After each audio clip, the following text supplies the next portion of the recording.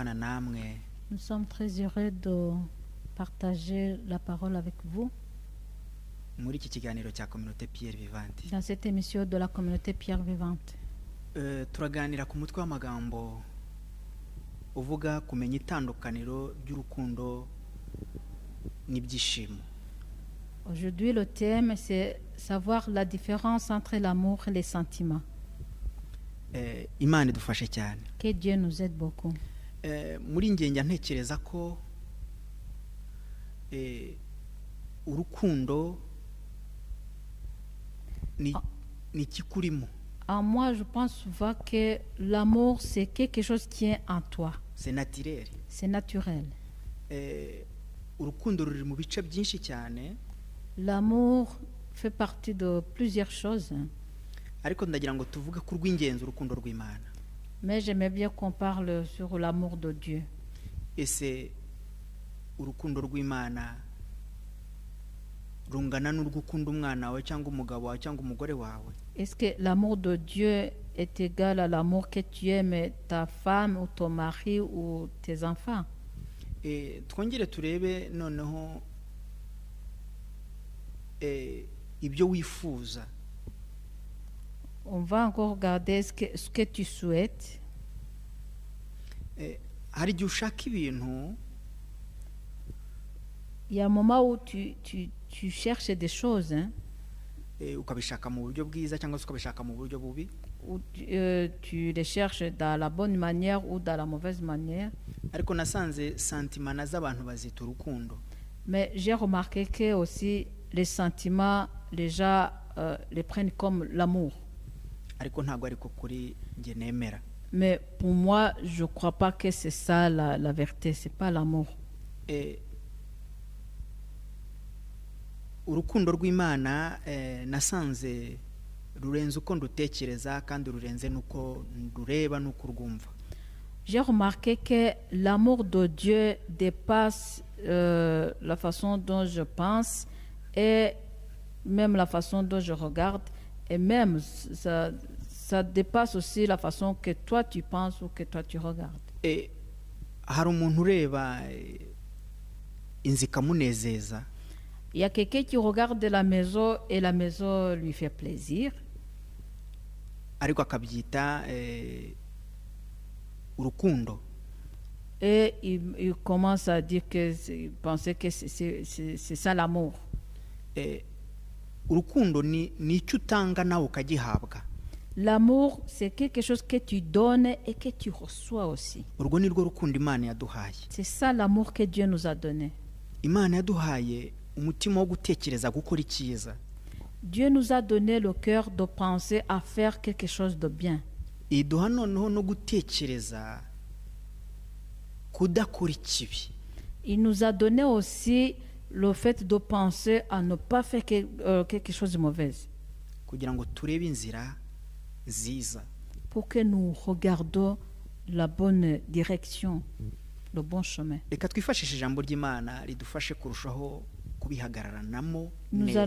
Nous allons voir dans la parole de Dieu qui va nous aider à bien suivre ça. Turasoma Zaburi 115. Nous allons lire Psaume chapitre 115. Turasoma ku murongo wa mbere. Nous allons lire le premier verset. Reka dusome Imana ibahe umugisha.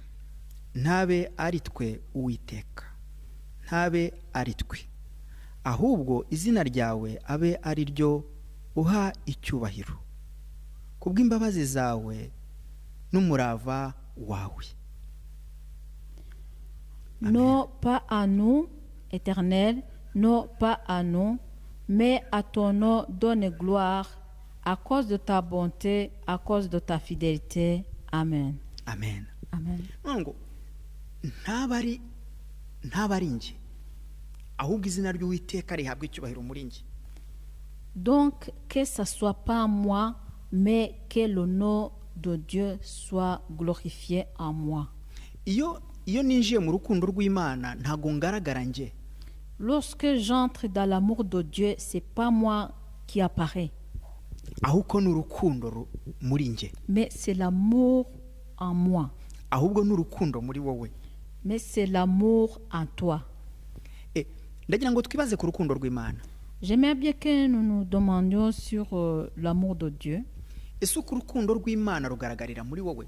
Est-ce que l'amour de Dieu apparaît en toi? Iyo urukundo rw'Imana rugaragarira muri wowe ntago haboneka wowe. Lorsque l'amour de Dieu est en toi, c'est pas toi qu'on voit. Ni Imana muri wowe igaragara. C'est Dieu qu'on voit en toi. Iyo nanjye mbona urukundo rw'Imana ntago mbona wowe, mbona Imana muri wowe. Lorsque moi aussi je vois l'amour de Dieu, ce n'est pas toi que je vois Dieu en toi. Kubera ko hari ibihinduka kuri wowe. Parce qu'il y a des choses qui changent sur toi. Hari ibihinduka muri ngewe. Il y a des choses qui changent en moi. Ariko urukundo rw'Imana ntiruhinduka. Mais l'amour de Dieu ne change pas. Kandi urukundo rw'Imana muri wowe ntirushobora guhinduka. Et l'amour de Dieu en toi ne peut pas changer. Niyo mpamvu muri sentiment nshobora guhinduka kubera uko nkubona. C'est pourquoi dans les sentiments, je peux changer selon la manière que je te vois. Nshobora kugukundira uko uteye. Je peux t'aimer selon ton physique. Ariko physique yawe yahinduka nka kwanga. Mais si ton physique change, je peux te haïr.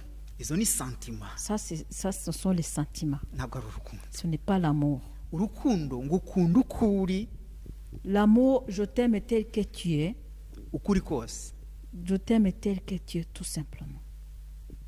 Uhinduka ndagukunda, udahinduka ndagukunda. Que tu changes, je t'aime, et que tu changes pas, je t'aime. Ntabwo ngukunda kubera inyungu. Je ne t'aime pas à cause de l'intérêt. Dore ngiki cy'Imana yaje gukundira abantu mu isi. Voilà ce que Dieu est venu à aimer les gens dans ce monde.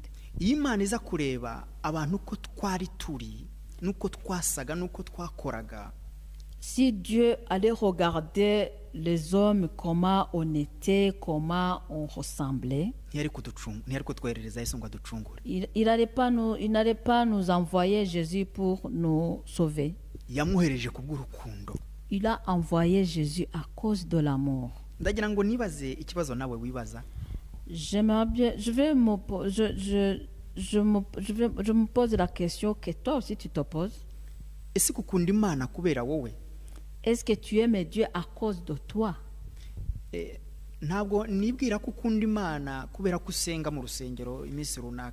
ne pense pas que tu aimes Dieu parce qu'il y a des jours que tu vas à l'église.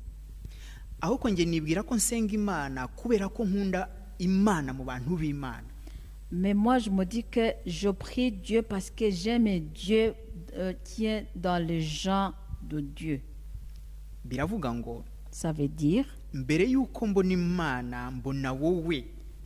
qu'avant que moi je vois Dieu, c'est toi que je vois. Parce que je vois Dieu en toi, à travers toi.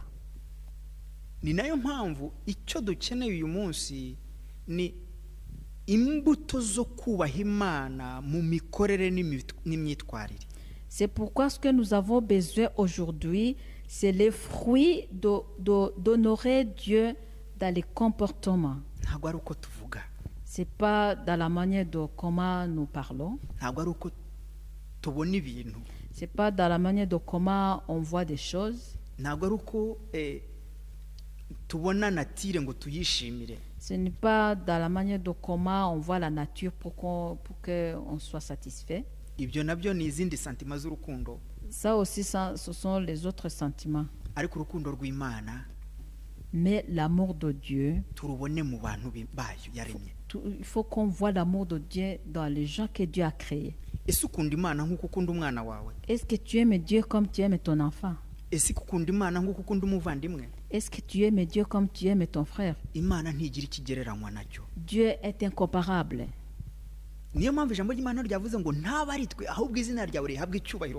C'est pourquoi ici la parole de Dieu a dit que ce n'est pas en nous, mais que ce soit le nom de l'Éternel, que ce soit le nom de l'Éternel, que le nom de l'Éternel soit glorifié en nous. Amen. Amen.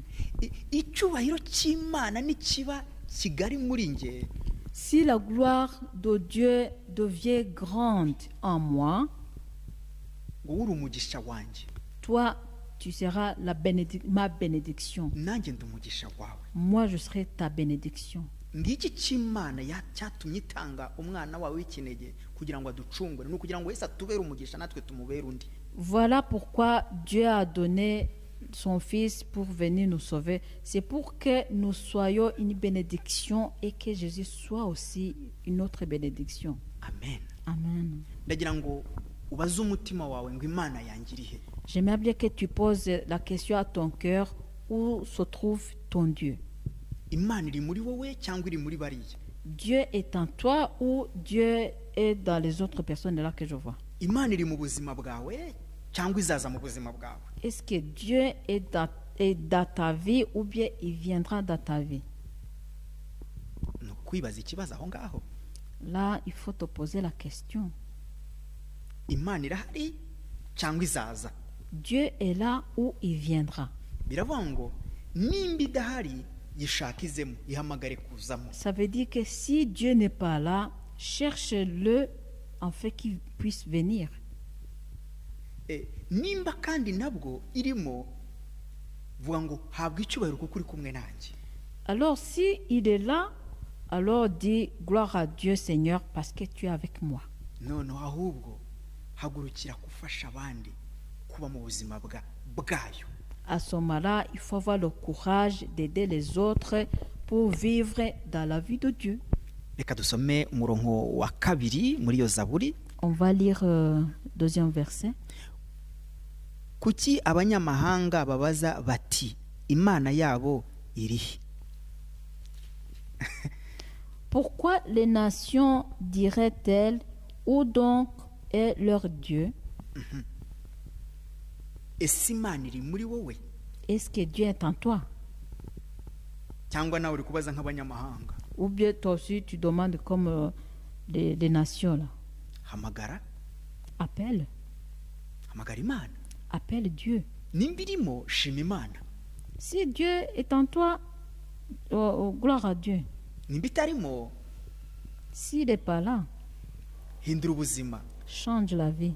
Haleluya. Amen. Imana idufashe cyane. Que Dieu nous aide beaucoup. Tuzaba mu bwiru bw'Imana kuko tumenye gutandukanya iki turimo n'ikitaturimo. Nous, on sera dans les secrets de Dieu parce qu'on saura différencier ce qui est en nous et ce qui n'est pas en nous. Amen. Amen. Imana iri muri twe nk'abizera. Dieu est parmi nous en tant que croyants. Njye nkunda kuvuga ko umugisha wanjye n'abantu. Moi, je dis souvent que ma bénédiction, ce sont les gens. Kubera iki umugisha wanjye ari abantu? Pourquoi ma bénédiction, ce sont les personnes? Muri ibikoresho by'Imana. Parce que vous êtes les instruments de Dieu. Ku buzima bwanjye, sur ma vie, mu gihe kizaza, dans la vie à venir, mu gihe cyashize, et même dans le temps passé. Kubera ko Imana yabanye nanjye mu gihe cyashize no mu gihe kiriho ubu. Parce que Dieu a été avec moi dans le temps passé et dans le temps actuel. Kuko icyo gihe cyose nabanye n'abantu. Et parce que dans tout ce temps-là, j'ai vécu avec les gens. Urwo ni urukundo rw'Imana. C'est ça l'amour de Dieu. Waba warankunze cyangwa se waranyanze? Si tu m'as détesté à l'époque ou bien que si tu m'as aimé à l'époque, Nge ndashima ibyo ndimo. moi je remercie Dieu ce que je vis maintenant. Icyo Imana idushakaho nuko tumenya ibihe turimo. Ce que Dieu veut sur nous, c'est que nous sachions le temps par lequel nous sommes. Ndagira ngo nkubaze ikibazo. J'aimerais bien te poser la question. Ese ujya utekereza ko ijuru riri ahandi hantu? Est-ce que tu penses que le ciel est ailleurs? No. Non. Ijuru riri muri wowe. Le ciel est en toi. Ese ujya utekereza ko kurimbuka kuri ahandi hantu? Est-ce que tu penses que le fait de périr est ailleurs? No. Kurimbuka nako kuri ruhande rwawe cyangwa se muri wowe. Le fait de périr est en toi ou à côté de toi? Mu isi tumeze nk'abari mu nzira ebyiri. Dans ce monde, nous sommes comme si nous sommes dans les deux chemins. Niwe ugomba guhitamwo inzira unyuramo. C'est toi qui dois choisir le chemin par lequel tu dois passer. Inzira ya mbere ni ukubaha Imana. Le premier chemin, c'est d'honorer Dieu. Inzira ya kabiri ni ukutubaha Imana. Le deuxième chemin, c'est de ne pas honorer Dieu. Nibyo byamire twise rero kwishimisha. C'est ce qu'on a appelé se faire plaisir. Kwishimisha rero abantu bashimishwa n'ibintu bitandukanye. Alors, le fait de se faire plaisir, les gens se font plaisir selon les différentes choses. Ariko urukundo Mais l'amour, ni spécial. c'est spécial. Imbere muri wowe no muri nge. À l'intérieur en toi et en moi aussi. Kandi ni ngewe ngomba kumenya uko nduseriva. Et c'est moi qui dois savoir comment servir cet amour. Uko nduguha, uko ndwakira. Comment je peux te donner cet amour, comment je peux recevoir cet amour. Ngiki cy'Imana idushakaho. Voilà ce que Dieu veut sur nous. Ni ukumenya kwakira no gutanga. C'est de savoir comment recevoir et comment donner.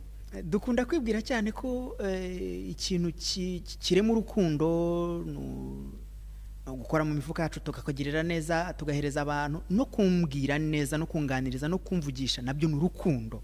On se dit souvent que donner l'amour c'est toucher dans la poche, donner quelque chose à quelqu'un.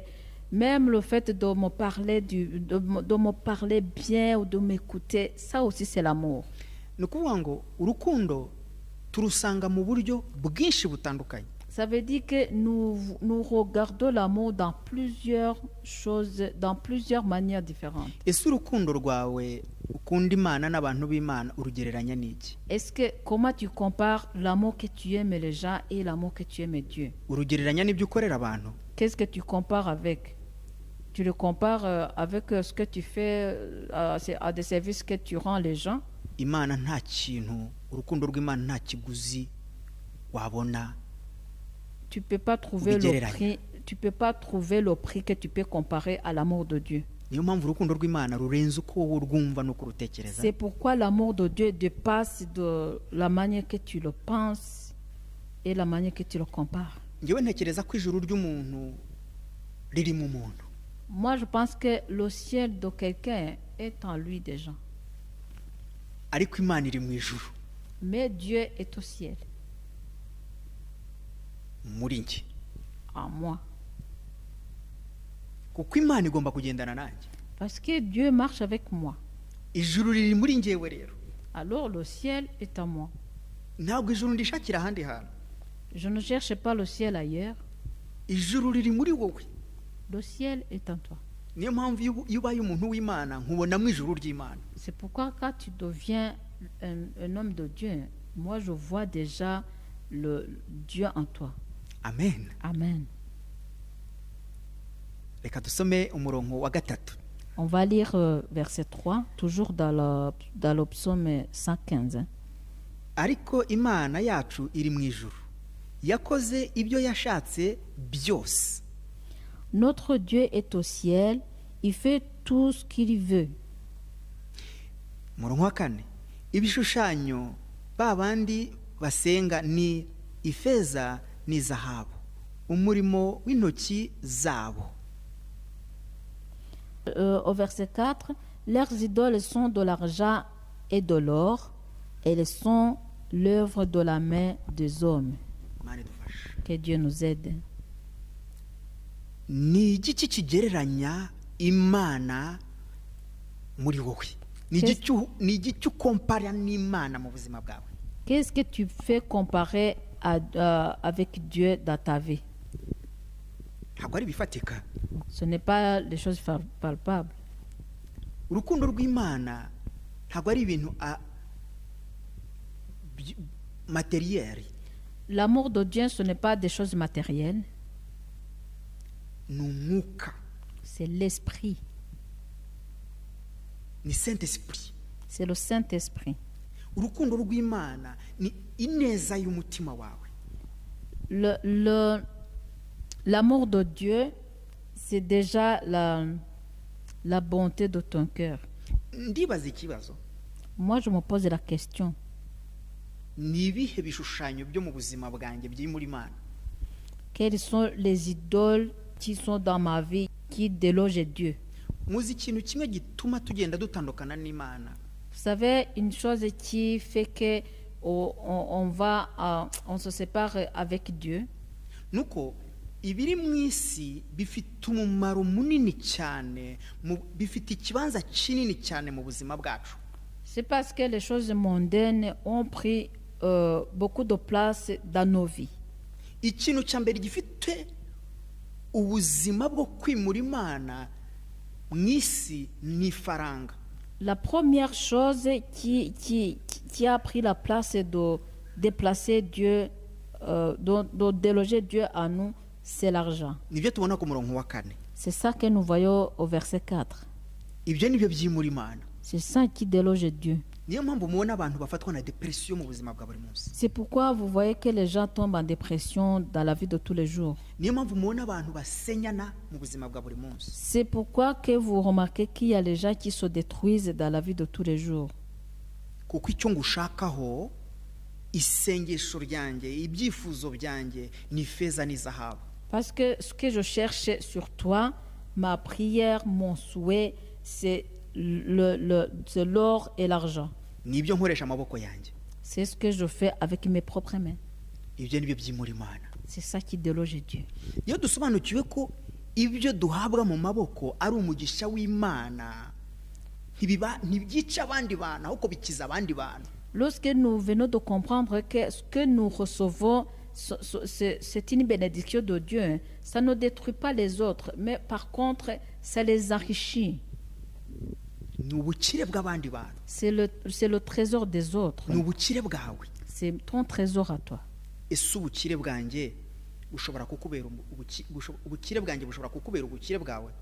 que mes biens peuvent être tes biens aussi? Laisse-moi vous dire.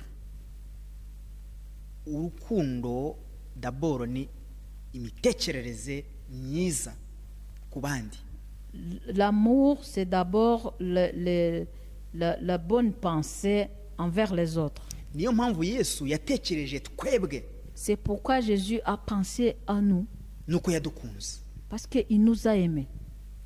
Mu rukundo yadukunze, dans l'amour qu'il nous a aimés, yatanze ubuzima bwe n'amaraso ye ku bwacu. Il a sacrifié sa vie et son sang à cause de nous. Ndagira ngo mbabwire ngo nta muntu n'umwe ku isi ushobora kwitanga ku bwanjye ngo atange umubiri we, atange amaraso ye ku bwanjye. Il y a personne, j'aimerais bien vous dire qu'il y a personne dans ce monde qui peut se sacrifier à cause de moi, qui peut sacrifier sa vie et son sang à cause de moi. Je vais te donner un exemple simple. Biranagoye cyane no mu butunzi bwanyu ko mushobora kubutanga kugira ngo musacrifiye mufasha abandi bantu. C'est même usohoka kugira ngo muhabwe, biranagoye ko mushobora gutanga n'ubutunzi bwanyu kugira ngo mukize abandi bantu. C'est même difficile que vous pouvez donner vos biens pour sauver les autres. Tubyita rimwe na rimwe mu yandi magambo gutanga ruswa kugira ngo ukize umuntu. Souvent on appelle ça en d'autres mots donner la corruption pour que tu puisses sauver quelqu'un. Ntabwo rwari urukundo. Ça, ce n'est pas l'amour. Urukundo nyarwo ni uru Yesu yaduhaye. Le vrai amour, c'est ça l'amour que Jésus nous a donné. Ntabwo ari bifatika nshuti z'Imana. Ce n'est pas les choses matérielles, bien-aimés de Dieu. Ntabwo ari byo tubona mu isi. Ce n'est pas ce que nous voyons dans ce monde. Ntabwo ari amazu meza n'imodoka nziza. Ce n'est pas les belles maisons ou les belles voitures. Ahubwo ni naturel muri wowe. Mais c'est le mot naturel en toi. Ni ukureba mugenzi wawe mu ishusho y'Imana nkawe. C'est regarder ton prochain dans l'image de Dieu comme toi. Ni ukumukunda nk'uko wikunda. C'est aimer ton prochain comme toi tu t'aimes. Ni ukumushyira imbere nk'uko wishyira imbere. C'est avancer ton prochain comme toi aussi tu avances. Ese ujya wumva ubabare ku mubiri wawe? Est-ce que tu sens souvent la souffrance sur toi? Hita wumva na mugenzi wawe ubabare wumva ko nawe ari bwo yumva. Alors sens la souffrance que tu sens, que aussi ton prochain le sent. Nidutekereza gutyo tuzashobora kubera abandi bantu umugisha. Si nous pensons comme ça, on pourra être une bénédiction envers les autres. Urukundo Imana yadukunze. L'amour Nubwo que Dieu nous a aimés, c'est ça l'amour. yisize mu mwanya wacu, Donc, il s'est mis à notre place. yishyize mu kibanza cy'umubabaro wacu Il s'est mis à la place de notre souffrance kugira ngo adusove. pour qu'il puisse nous sauver. Amen. Amen. Icyampa ngo urukundo rwawe rwe kuba iby'isi, J'aimerais bien que ton amour ne soit pas les choses mondaines, ahubwo ruba urukundo rw'umutima que ce soit l'amour du cœur, rwo gukorera abandi ibyiza, de faire du bien aux autres, rwo kwita ku bandi. de faire attention aux autres. Nongere nsubiremo, Je répète encore, ntiwite ku bandi ubahereza ibifatika, ne fais pas attention aux autres à les donner juste les choses matérielles. nasanze abantu benshi ntabwo bakeneye ibintu bifatika. J'ai remarqué que souvent beaucoup de gens n'ont pas besoin des choses matérielles. Bakeneye urukundo rw'ukuri. Ils ont besoin le vrai amour. Ngiye kubaha urugero rumwe. Je vais vous donner un exemple. Hano turi mu Burayi, Ici, là où nous sommes en Europe, abantu bafite ibintu byinshi, les gens ont beaucoup de choses. Hein. bafite n'amahoro yewe, Ils ont même la paix, ariko babuze amahoro muri bo mais ils n'ont pas la paix à l'intérieur d'eux. kuko badafite urukundo rw'Imana. Parce qu'ils n'ont pas l'amour de Dieu. Icyo bakunze ni ibyo twasomye ku murongo wa 4. Ce qu'ils aiment, c'est ce qu'on a lu au verset 4. Ibi ngibi by'intoki z'amaboko yabo nibyo bashyira imbere. Toutes ces choses, toutes ces œuvres de leurs mains, c'est ça qu'ils mettent devant. Niyo mpamvu iyo ubitishijeho, iyo mpamvu iyo ubikozeho, C'est pourquoi quand tu les touches, baba sensible, ils deviennent sensibles. kubera ko niho ubutunzi bwabo aho buri, niho n'umutima wabo uri. Parce que là où il y a leur trésor, c'est là où il y a leur cœur. Natwe bamwe muri twe dufite ubutunzi, Nous aussi, parmi les uns qui ont déjà les trésors, na bamwe batamenye Yesu niko bameze nabo. ces gens-là qui n'ont pas connu Jésus, hein, ils sont aussi comme ça. Hein. Ntabwo ari Imana ituyobora, ni ibyo dutunze bituyobora. Ce n'est pas Dieu qui nous guide, c'est ce que nous possédons qui nous guide. Niyo mpamvu biragoye C'est pourquoi c'est difficile. Hein.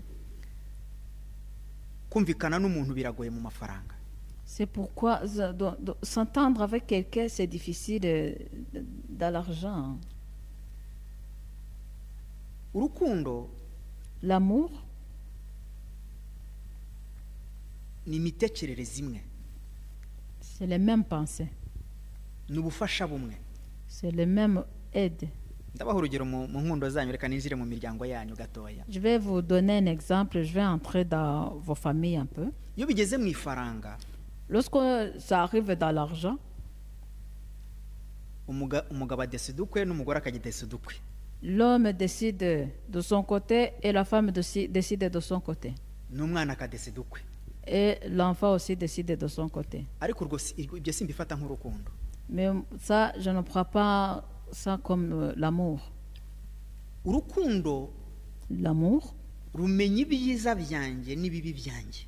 l'amour connaît mes bonnes choses et mes mauvaises choses. Ndagira ngo mutekereze, Réfléchissez un peu. niki gihindura imitekerereze yawe Qu'est-ce qui change tes pensées mu muryango wawe de ta famille iyo hageze mu ifaranga? lorsque l'argent arrive? Hari ibintu bidafite amaso, bitavuga, bitareba, bidutegeka. Il y a les choses qui n'ont pas Dieu, donc qui n'ont pas les yeux, qui n'ont pas qui ne parlent même pas, mais qui nous guident, qui nous dirigent. Nibifatika byo mwisi. Ce sont des choses matérielles qui Kadusome ku sont murongo dans ce gatanu. monde. On va lire au verset 5. Bifite akanwa ntibivuga, bifite amaso ntibireba. Elles ont une bouche et ne parlent point. Elles ont des yeux et ne voient point. Nibiki bitareba, Qu'est-ce qui ne regarde pas, ariko bifite ubushobozi ku buzima bwawe. mais qui ont le pouvoir sur toi. Nibitubona ku murongo wa 4. C'est tout ce qu'on voit sur le verset 4. Ibishushanyo babandi basenga ni ifeza ni zahabu, Les idoles, umurimo w'intoki z'amaboko yabo. donc leurs idoles sont de l'argent et de l'or. Elles sont l'ouvrage de la main des hommes. ni ryari tuzasenga iby'isi ntibidutegeke? Quand est-ce qu'on va prier pour que les choses mondaines ne nous dirigent pas? ni ryari iby'isi bitazadutwara umwanya munini mu buzima bwo kubaha Imana? Quand est-ce que les choses mondaines ne nous prendront pas le temps de ne pas honorer Dieu? Reka dusome ku murongo wa 6. Bifite amatwi ntibyumva, bifite amazuru ntibinukirwa. Ku murongo wa 7, bifite intoki ntibikorakora, bifite ibirenge ntibigenda, kandi ntibivugisha iminwa imihogo yabyo. À partir de verset 6, elles ont des oreilles et n'entendent point, elles ont un nez et ne sentent point. Au verset 7, elles ont des mains et ne touchent point, des pieds et ne marchent point, elles ne produisent aucun son dans leur gosier. Ndagira ngo murebe ibintu bituyoboye. J'aimerais bien que vous regardiez les choses qui nous dirigent. Reba ibintu bigutandukanya n'umugabo wawe n'umugore wawe. Regarde des choses qui te séparent de ton mari ou de ta femme. Iby'isi bigufiteho ubushobozi kuruta wowe kubikontorora. Les choses mondaines ont plus de pouvoir sur toi, plus que toi qui dois les contrôler. Nasanze abantu benshi J'ai remarqué que beaucoup de gens, sentiment n'urukundo le sentiment et l'amour, turameranja, on les mélange tukabihuza bikaba ikintu kimwe. et on les fait on les unit ensemble et ça devient une chose. Nongeye kureba ikindi kintu, Et quand j'ai regardé autre chose, abantu ntabwo dukunda ibiducira urubanza. on n'aime pas les gens, on n'aime pas les choses qui nous jugent. Reka nkubwire, Laisse-moi te dire, nutagira ikigucira urubanza ntuzahinduka. si tu n'as pas quelque chose qui va te juger, tu ne vas pas changer. Ntabwo bizashoboka. Ce sera impossible. Dukeneye kwicira urubanza muri twe kugira ngo duhinduke. On a besoin de se juger pour qu'on puisse changer. Icyo nicyo kintu dukeneye mu buzima bwo gukunda Imana no kubaha Imana. Voilà la chose que nous avons besoin dans la vie, d'aimer Dieu et d'honorer Dieu. Reka dusome ku murongo wa 8 turangize. On va lire au verset 8 pour terminer. Ababirema bazahwana nabyo, n'ubyiringira wese. Il les ressemble, ceux qui les fabriquent, tout ce qui se confie en elles. Reka nkubwire, Laisse-moi te dire, iby'isi ntibigutwara umwanya kuko nta mwanya bifite ku isi. que les choses mondaines ne te prennent pas du temps parce qu'ils n'ont pas le temps dans ce monde. Nta gihe kinini iby'isi bifite. Il n'y a pas trop de temps que les choses mondaines ont dans ce monde. Ahubwo igifite umumaro Mais ce qui a de l'importance, uhoraho iteka l'importance qui dure pour toujours, n'ubuzima bwawe c'est ta n'Imana, vie et ton Dieu. n'ubuzima bwawe bwo mu Mana, C'est ta vie en Dieu. n'ubuzima bw'ibyiza mu Mana. C'est la vie des bonnes choses en Dieu. Ikindi abantu duharanira cyane kugirira abantu neza kugira ngo dukonveke Imana. Autre chose, les gens aiment bien faire du bien pour convaincre Dieu. Ntabwo ari byo. Ce n'est pas ça. Imana ireba umutima ubikoranye, ntabwo ireba uko ubikoze. Dieu regarde le cœur que tu as fait, que tu avais au moment où tu faisais ces choses-là. Il ne voit pas la manière comment tu as fait. Hari ikintu nakomeje kureba cyane nacyo nitegereje. Il y a une chose que j'ai observé beaucoup. Abantu bakunda kubabwira ngo merci. Les gens aiment bien que tu les dises merci. Ntabwo nemera ko merci umuntu avuga ari cyo kintu kiri très important. Moi, je ne crois pas que le merci que quelqu'un prononce, que c'est ça qui est très important. Ikiri très important ni uburyo ni cyakozwe ni attention bikoranye. Ce qui est très important, c'est l'attention que tu as fait cette chose. Ndabaha urugero, attention Yesu yakoze kugira ngo ubuzima bwacu buhinduke. Je vais vous donner un exemple d'une attention que Jésus a fait pour que nos vies changent. Ni kangahe tubwira Imana ngo warakoze kundema? C'est combien de fois que nous disons à Dieu, Seigneur, merci de m'avoir créé. Ahubwo horo yibwira amadefu ufite. Mais tu lui dis toujours tes soucis, tes soucis. Ahangaha ni wandemye neza, ahangaha ni hakoze neza, ahangaha ni hameze neza. Tu lui dis, Seigneur, ici tu m'as pas bien fait, ici, non, ici, donc voilà. Nuvuga ngo uriho kuyobora Imana. Donc, tu es en train de guider Dieu, de Urimo diriger kujija Dieu. Imana ibyo yakoze. Donc, tu es en train de juger Dieu ce qu'il a fait sur toi. Ikimana dushaka mu nuko dushima. Ce que Dieu veut à nous, c'est qu'on remercie. Igihe ugitekereza ko Imana yakoze bibi kuri ubuzima bwawe, ntabwo ufite umutima wo kwibwira ngo wagize neza ku buzima bwanjye. Le fait que tu penses souvent à ce que Dieu n'a pas fait bien sur toi, tu n'as pas le temps de dire des bonnes choses à Dieu. Vous comprenez le problème qu'on a qui est très difficile. Hein? Ibyo dukururwa n'ibiri inyuma ntabwo dukururwa cyane n'ibiri imbere bihamagara Imana ibana natwe. On est attiré par des choses extérieures, on n'est pas attiré par des choses qui sont à l'intérieur de nous, qui attirent Dieu, qui vit avec nous. Hano abantu bakunda kuvuga ngo sinkunda ikintu sinkunda ko uncira urubanza. Les gens souvent disent, moi je n'aime pas que tu me juges. C'est vrai. Ça c'est vrai. N'Imana ijije abantu. C'est Dieu qui juge les gens.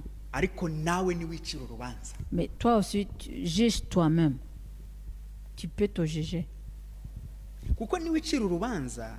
Parce que si tu te juges, uzabona igisubizo. Tu vas trouver la solution. Ariko abantu ni bagucira urubanza. Mais si les gens te jugent, ntuzabona igisubizo. Tu ne vas pas trouver la solution. Abandi bakakubwira bati, les autres te disent, sinkunda kunshyiramo culpabilité mu Kinyarwanda sinzi ukuntu ndi bubivuge.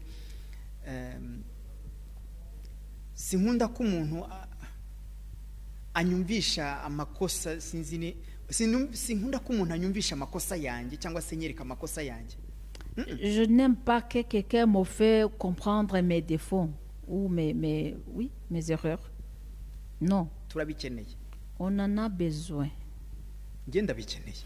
Moi j'en ai besoin. Kuko nintamenya ikosa ryanjye sinzahinduka. Parce que moi, si je ne connais pas mon erreur ou mes défauts, je ne changerai pas. C'est pourquoi on a besoin de se culpabiliser en toi, en nous, pour que nous puissions nous protéger.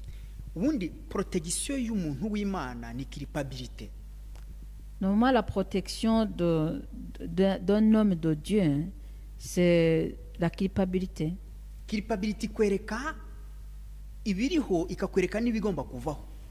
culpabilité te montre ce qui est là et ce qui doit dégager.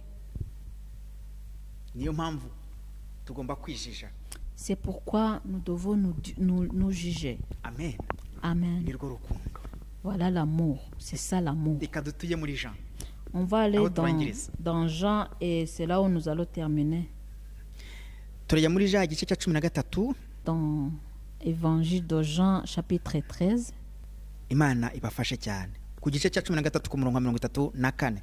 Verset 34. Amen. On va lire. Ndabaha itegeko rishya ngo mukundane nkuko nabakunze. Mube ariko namwe mukundana. Je vous donne un commandement nouveau. Aimez-vous les uns les autres, comme je vous ai aimé, vous aussi, aimez-vous les uns les autres. Amen. Amen. La parole de Dieu dit que c'est un commandement d'aimer. Comme Dieu nous a aimés. Pour que tu puisses aimer ton prochain, tu dois t'aimer d'abord. niwikunda Si tu t'aimes, uzagira icyo uha mugenzi wawe, tu auras quelque chose à donner à ton prochain. ariko niwiyanga Mais si tu te détestes ou si tu te haïs, nawe urampa icyo wanga, tu Tu vas peux lui le- donner ce que tu n'aimes pas kuko utikunda nawe ntushobora kunkunda, parce que tu t'aimes pas, tu peux pas m'aimer. aho kurampa urwango rukurimo. Mais tu vas me donner ta haine qui est en toi. Imana idufashe cyane, Que Dieu nous aide beaucoup. ariko hano ijambo ry'Imana ngo ndabaha itegeko. Mais ici, la parole dit, je vous donne un commandement. Ijambo ry'Imana ngo ni rishya, Et Dieu, la parole de Dieu dit que c'est un nouveau commandement. mukundane nk'uko nanjye nabakunze. Aimez-vous les uns les autres comme je vous ai aimé. Ni ryari uzakunda mugenzi wawe nk'uko wikunda? Quand est-ce que tu vas aimer ton prochain comme toi tu t'aimes? Ni ryari nzagukunda nk'uko nikunda? Quand est-ce que je vais t'aimer comme moi je m'aime? Ni ryari uzambera umuntu niyumvamo nawe nanjye nkaba umuntu wiyumvamo? Quand est-ce que tu seras quelqu'un à qui je peux me sentir à l'aise et que moi aussi je peux être quelqu'un à qui tu peux te sentir à l'aise à moi? Ariko mbere na mbere ugomba kubanza kureba ibindiho. Mais d'abord tu dois regarder ce qui est sur moi. Iyo umaze kubibona hari igihe utongera kumbona, ntongera kukubona. Quand tu viens de regarder les choses qui sont sur moi, il y a le moment où je ne te vois plus. Hari n'igihe nanjye iyo maze kubona ibyo nashakaga kuri wowe ntongera kukubona. Il y a un moment où moi aussi, quand je viens de trouver tout ce que je voulais sur toi, je ne vais plus te voir. Urwo si urukundo rw'Imana. Ça, ce n'est pas l'amour de Dieu. Amen. Amen. Muri wowe ushima Imana, En toi, remercie Dieu. ushima Imana uko Imana yakuremye. Remercie Dieu dans la manière dont Dieu t'a créé. Ubwira Imana ngo ndagushimira ibyo wampaye, Dieu a dit, Seigneur, je te remercie tout ce que tu m'as donné. ndagusaba n'ibindi utarampa, Et je te demande aussi les choses que tu ne m'as pas encore données. ubindememo. Et tu les crées en moi. Ubwira Imana ngo umpe umutima mushya, Dis à Dieu de te donner un nouveau cœur, umpe ibitekerezo bishya, de te donner les nouvelles pensées umpe amagambo mashya, ou les nouvelles idées, et de te donner les nouveaux mots umpe ou la kwizera nouvelle gushya, parole, et de te donner une nouvelle croyance. amen. Amen. Imbere ni heza Devant, c'est bon, bitewe nawe. selon toi. Hari ibintu tutazegera tubwira tuvuga ngo Tout dépend. twakiza kuri Satani. Il y a des choses que nous allons pas. Nous n'allons pas dire, Tutazashinja Satani. il y a des choses que nous n'allons pas accuser Satan Kubera ko Imana yaduhaye ubwenge, parce que Dieu nous a donné l'intelligence dutekereze icyiza n'ikibi. de penser de bonnes choses et de mauvaises choses. Hari umunsi Satani azavuga ati nge ntiwari ufite ubwenge se? Il y a le moment où Satan va te dire, est-ce que toi tu n'avais pas l'intelligence? Uzasubiza iki? Qu'est-ce que tu vas répondre? Azaba akwihakanye.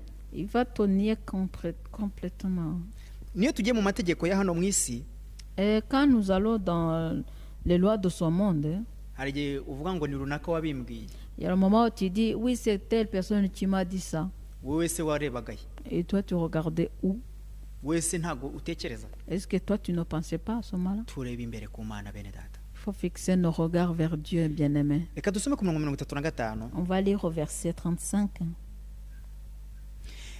Ibyo nibyo bose bazabamenyeraho ko muri abigishwa banjye nimukundana. À ceci, tout connaîtront que vous êtes mes disciples si vous avez de l'amour les uns pour les autres. Amen. Amen.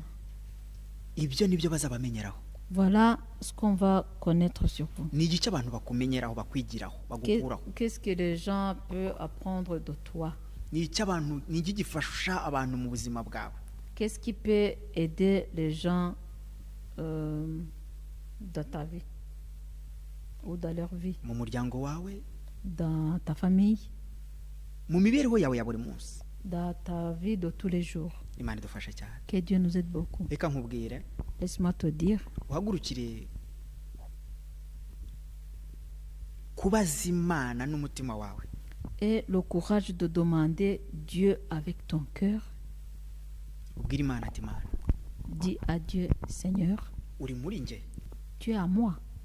Nimba uri muri nge, Si tu es à moi, shyira conscience muri nge. mets conscience à moi. shyira kujije umutima wanjye mo kumenya icyiza n'ikibi.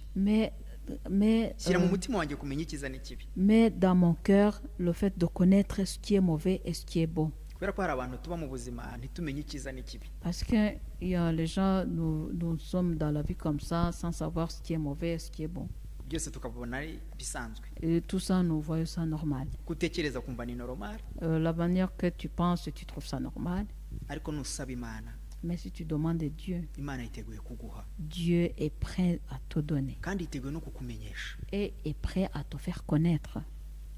Ariko nudasaba ntuzahabwa. Mais si tu ne demandes pas, tu ne vas pas recevoir. Saba Imana ati nyigisha kumenya icyiza n'ikibi. Demande à Dieu de te faire connaître ce qui est mauvais et ce qui est bon. Uri we wese, quel que soit qui tu es, waba usenga waba udasenga, que tu pries ou pas, waba uri umukozi w'Imana utari umukozi w'Imana, que tu sois un serviteur de Dieu ou pas, saba Imana. Demande à Dieu. Reka dusenga Imana. On va prier. Nyagasani Imana, Seigneur notre Dieu, makumenya icyiza n'ikibi muri nge. Donne-moi de connaître ce qui est bon et mauvais en moi. Mana gukora icyiza muri nge. Et donne-moi de faire ce qui est bien en moi aussi. Ushoboza Mana. Donne-moi la capacité de le faire, Seigneur. Ndagushimira ko wandemye. Je te remercie la manière que tu m'as créé. Ariko ndagusabye ngo unyigishe kumenya ibitari byiza muri nge. Mais je te demande de m'apprendre à connaître ce qui ne sont pas bonnes en moi. Kandi unyobore gukora ibyiza muri nge. Et que tu me guides à faire des bonnes choses en moi. Unyigishe gutandukanya icyiza n'ikibi. Que tu m'apprends à différencier les bonnes choses et les mauvaises choses. Mu izina ryawe Yesu. Au nom de Jésus. Amen. Amen.